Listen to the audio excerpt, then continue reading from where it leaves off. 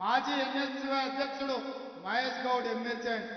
అంతకంటే ముందు మాజీ ఎన్ఎస్యు అధ్యక్షుడు పొన్నం ప్రభాకర్ ఇవాళ ఎమ్మెల్యే అయి మంత్రి అయిండు, ఎంపీ ఫోరంల కన్వీనర్ అయింది. మన విద్యార్థి నాయకులు ఇంతమంది ఇవాళ ఇన్ని హోదాలు వచ్చినాయి. ఎందుకు వచ్చినాయంటే కష్టపడితే వచ్చినాయి, కాంగ్రెస్ పార్టీ జెండా మోస్తే వచ్చినాయి, మీరందరూ అభిమానించి ఆదరిస్తే వచ్చినాయి. అందుకే మిత్రులారా, ఇవన్నీ నేను ఎందుకు గుర్తు చేస్తున్నా అంటే రాబోయే పార్లమెంట్ ఎన్నికలు అత్యంత కీలకం. దేశం కోసం ప్రాణాలు ఇచ్చి ఈ దేశం కోసం పదవులు త్యాగం చేసిన మన నాయకుడు గారు మణిపూర్లో ఈ భారత్ జోడో న్యాయ యాత్ర మొదలు పెట్టిండు. మణిపూర్ నుంచి మహారాష్ట్ర వరకు వారు పాదయాత్ర చేస్తుంటే ఓర్వలేని ప్రభుత్వం అస్సాంలో వారికి అడ్డంకులు కల్పిస్తుండ్రు. ఇవాళ మోడీకైనా కేడీకైనా గుణపాఠం చెప్పాలి. రాహుల్ గాంధీ గారిని ఈ దేశానికి ప్రధానమంత్రిని చెయ్యాలి. చెయ్యడానికి మీరు సిద్ధమా? రాహుల్ గాంధీ గారిని ప్రధానమంత్రి చేయడానికి మీరు సిద్ధమా? మీరు సిద్ధమైతే మనం తినే తిండిలో, మనం పీల్చే గాలిలో, మనం వేసే అడుగులో పట్టుదల ఉండాలి, పౌరుషం ఉండాలి, పోరాటం ఉండాలి. రాబోయే ఎన్నికలలో 3 రంగుల జెండాను ఎగరేయాలి. ఈ పోరాటంతో మొన్న గోల్కొండ కిలా మీద 3 రంగుల జెండా ఎగరేసినాం. ఇవాళ నుంచి రాబోయే పార్లమెంట్ ఎన్నికల వరకు మనం కష్టపడాలి. తెలంగాణ రాష్ట్రంలో 17 పార్లమెంట్ ఉంటే కనీసం 14 సీట్లైనా ఈ తెలంగాణ రాష్ట్రం నుంచి గెలిపించాలి. అప్పుడే ఢిల్లీలో ఎర్రకోట మీద 3 జెండా ఎగరేస్తాం. దానికి మనమందరం కష్టపడాలి. మనం కష్టపడాలి అంటే మనమందరం కలిసి పని చేయాలి. ఇంతకుముందు కేసీ వేణుగోపాల్ గారు అంటుండ్రు, ప్రభుత్వం వచ్చినాక కార్యకర్తలు ఎందుకో చల్లగున్నారా, ఇంట్లో వండుకుంటూరు, ఏంది నీ సంగతి అంటే నిన్నమననే కదా గెలిచిర్రు, ఉత్సాహంతో దుక్కులాడి అలసిపోయి ఉన్నట్టున్నారు. అంటే అదేం కుదరదు, నువ్వు వెళ్లాల్సిందే. ముఖ్యమంత్రిగా ఒకరోజు రాష్ట్రాన్ని నడుపు, పిసిసి అధ్యక్షుడిగా ఇంకొక రోజు గ్రామాలు తిరగని వారు నాకు ఆదేశాలు ఇచ్చింది. వారి ఆదేశమే శిరోధార్యం. వారి ఆదేశాలను తీసుకొని బయలుదేరుతున్న ప్రతి వారంలో రోజు రోజు మీ జిల్లా పర్యటనలు వస్తా, 17 పార్లమెంట్లలో సమావేశాలు పెడతా, వారంలో 3 రోజులు మళ్ళీ మీ రేవంత్ అన్నగా మీ మధ్యకు వస్తా, మీతో ఉంటా, మీతో కలిసి నిలబడతా, మీతో కలిసి కొట్లాడతా. బిల్లా రంగాలను తెలంగాణ సరిహద్దులు దాటే వరకు తరిమి కొట్టడానికి నేను వస్తా. మొన్నటి ఎన్నికల్లో ఓడించినాం. ఈ ఎన్నికల్లో తెలంగాణ సరిహద్దులు దాటే వరకు తరుముతాం. ఈ కార్యక్రమాన్ని వచ్చే వారం నుంచి ఇంద్రవల్లిలో మొదలుపెట్టి వేదిక మీద ఉన్న నాయకులందరికీ ఆదేశాలు ఇస్తున్నా. కిందున్న కార్యకర్తలందరికీ సవినయంగా విజ్ఞప్తి చేస్తున్నా, మన పోరాటంలో ఇప్పుడు ఇంటర్వెల్ మాత్రమే, అసలు సినిమా ముందుంది. ఇంటర్వెల్ అయిపోయింది. ఇంద్రవల్లి నుంచి ఇంటర్వెల్ తర్వాత మళ్ళీ కథ మొదలవుతుంది. ఎవరేందో తేలుద్దాం. బిల్లా రంగాలు చాలా మాట్లాడుతుండ్రు. చార్లెస్ శోభరాజు మాత్రం దుప్పటి కప్పుకొని బోర్ల బొక్కల వండిడు. అందుకే నేను అంటున్నా, బిల్లా రంగాలు కాదు, చార్లెస్ శోభరాజును రమ్మని అంటున్నా. మొన్న అంటుండు ఒక ఆయన, మా పులి బయటకు వస్తుందని. బిడ్డ, మా పులులు బోన్ పట్టుకొని సిద్ధంగా ఉన్నారు. బోన్లు వేసి బోన్లో పెట్టి బొంద పెడతాం. బోను సిద్ధం, రమ్మను మీ పులిని ఏడుందో నేను చెప్పదలుచుకున్నా. అందుకే ఇంతకాలం ముఖ్యమంత్రి ఉన్నా కాబట్టి మాట్లాడితే బాగుండదు, పరిపాలన మీద దృష్టి పెడతామనుకున్నా. కానీ మాట్లాడకపోతే పని నడిచేటట్టు లేదు. ఏది పడితే అది అబద్ధాలు చెప్తారు.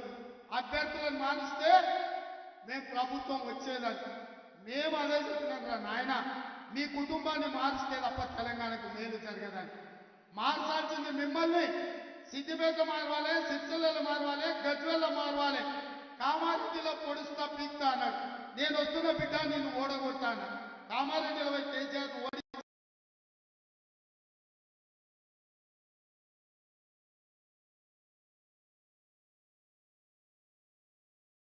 రేపటి ఎన్నిక మోడీ వేరు, కేడీ వేరు కాదు, రూపాలు మాత్రమే వేరు. వాళ్ళు ఇద్దరు ఒకటే. నాన్నకి బొమ్మ బొరుసు లాంటి వాళ్ళు. రేపు అప్పితప్ప ఒకటో రెండో కేసీఆర్ గెలిచిన ఢిల్లీకి పోయి మళ్ళీ అవి మోడీకే ఇస్తాడు. ఎందుకంటే మారు పేరగాడు కేసీఆర్ తెలుసు కదా, మారు పేరగాడు. ఈడ ఒక రూపంలో జమ చేస్తాడు, ఢిల్లీకి పోయి ఇంకొక రూపంలో అమ్ముకుంటాడు. మోడీ కేసీఆర్ వేరు వేరు కాదు, మోడీ మనిషే, మోడీ తాబేదారే ఈ కేసీఆర్.